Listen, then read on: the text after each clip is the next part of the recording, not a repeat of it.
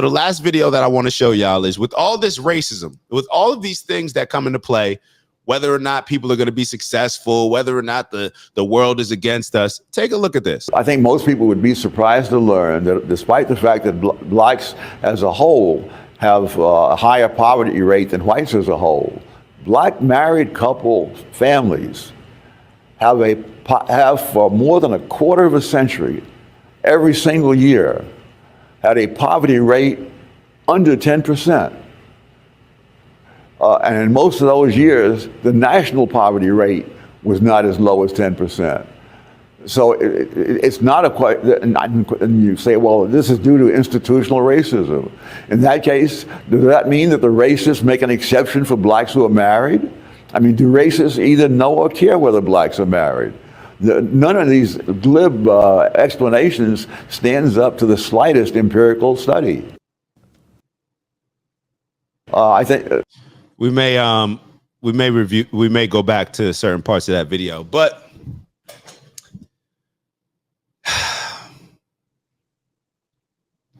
I got a couple questions for y'all. I got a couple questions. Did you hear what he said?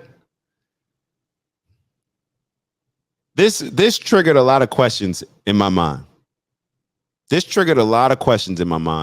And it's like, if this is so simple, if we have a solution that is so simple to get rid of poverty, to get rid of our impoverished neighborhoods, and it's just to raise kids in a two-parent household, if we really cared about success, if we really cared about family, if we really cared about legacy, if we really cared about inspiring and leading the next generations, isn't it very simple? But then I guess this goes back to the culture and this goes back to the politics. Maybe this is one of the reasons why the Democrats lost communication, or they became a little bit out of touch with the actual people. And I can't even say this because Democrats still got the support from black people. Think about that. Democrats still got the support from black people. But here you have a real solution to a problem based on stats. Just have two-parent households. Simple. You want to get rid of poverty? Have two-parent households. Do we feel that that's what the political party that you align with is pushing? Do you feel that the things that you voted for are aligned with this way of thinking, with this way of seeing the world, pushing two-parent households? And then I had a couple other questions, which actually I had for the last video, but they apply to this as well. What I realized is that victimhood, it shows up. It shows up in a lot of different ways, but victimhood, in my opinion, shows up when a group of people only want something, when others convince them that they can't have it, or they're convinced that a system says that they can't have it. It's like, when did we take education more seriously? We took education more seriously when we couldn't learn and we couldn't have the same access to education that everybody else does. That's when it was cool and that we really pushed it. When did we marry? When did we take marriage more seriously? When did we take relationships more seriously? Now we're just living life. You could live your best life as single. I can do bad all by myself. That's the mindset, right?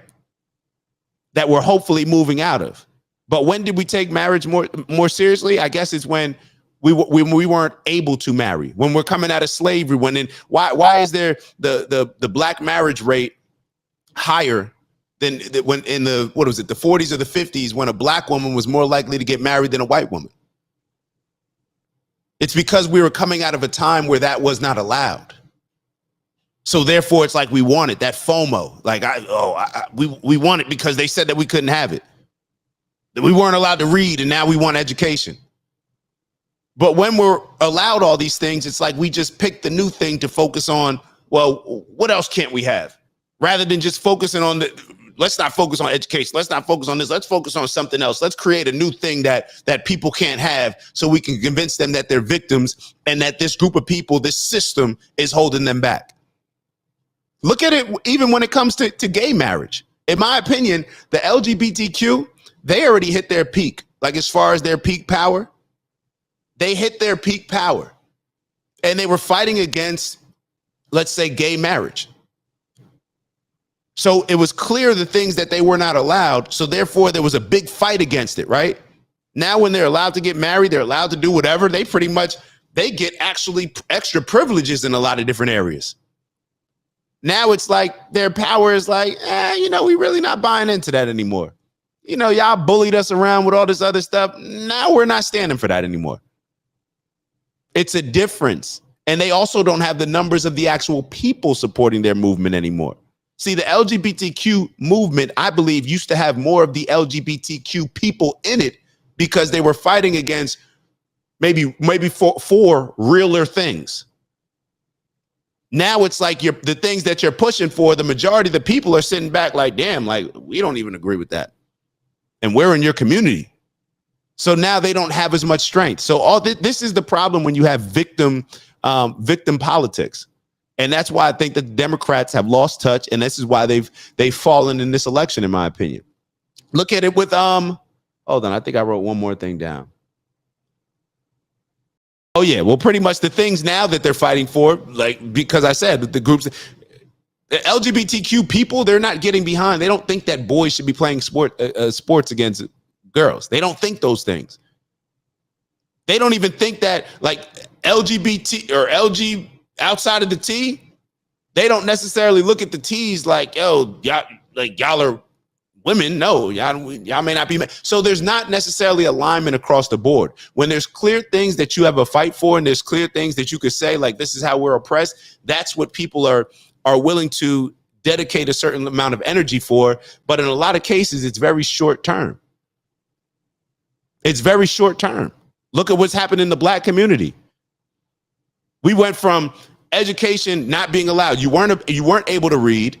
And then right after that, people wanted to read, wanted to be educated. Look how people spoke back in the day. Look at the speeches that people were given. The literacy rate to me was higher then than it is now, where you go into a lot of these cities that are ran by Democrats where kids can't read.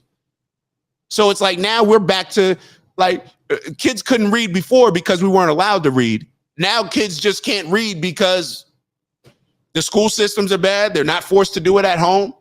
It's not a priority. There's other things that the kids are worried about. They got phones. They got all these distractions. It was only important. It was only a priority when that was being pushed as a part of the victimhood agenda.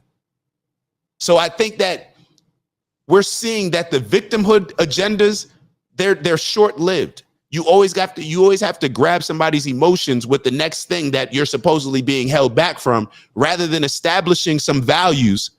Like, can we start off with just being able to read and do math? Rather than establishing some traditional values that, in my opinion, create more they create a culture that is built around things that are necessary and needed rather than just ideals. And what's the next thing that we need to fight? So I'm sorry for going a little long-winded there.